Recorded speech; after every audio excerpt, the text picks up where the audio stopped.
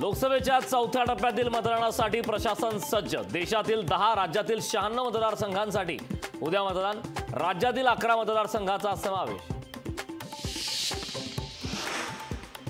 नाशिकमध्ये भुजबळ पडळकरांमध्ये बंद दाराआड 1.5 तास चर्चा। धनगर मेळाव्याच्या निमित्ताने भेट घेतल्याची पडळकरांची माहिती। 1999 पासूनच ठाकरेंना मुख्यमंत्रीपदाचे वेध। एका मराठी वृत्तपत्राच्या मुलाखतीत फडणवीसांचा ठाकरेंवर घणाघात। देवेंद्र फडणवीस राजकारणातले कच्चं मडकं, त्यांना जास्त गांभीर्याने घेऊ नका। फडणवीसांच्या दाव्याला राऊतांचं प्रत्युत्तर।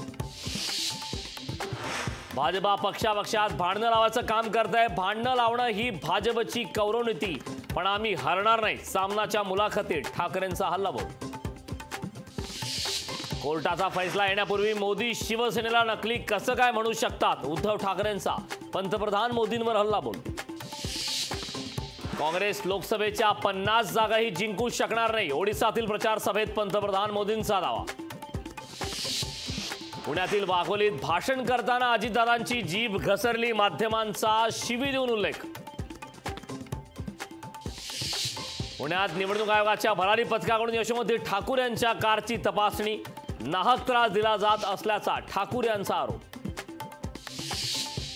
सप्टेंबर 2024 पर्यंत मोदी रिटायर होणार। अमित शहांना पंतप्रधान बनवणार। पंतप्रधानबाबत केजरीवालांचा खळबळजनक दावा। केजरीवालांचा दावा मात्र भाजपनं फेटाळला।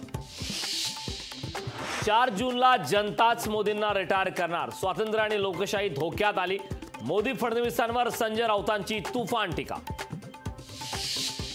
केंद्राच्या धोरणांमुळे चालू हंगामात साखर कारखानदारी कर्जाच्या विळख्यात। कारखान्यांवर 4000 कोटींचं कर्ज काढण्याची वेळ। मुंबई नागपूर समृद्धी महामार्ग ऑगस्ट पासून सुरू होणार। इगतपुरी आमणस शेवटच्या टप्प्यात।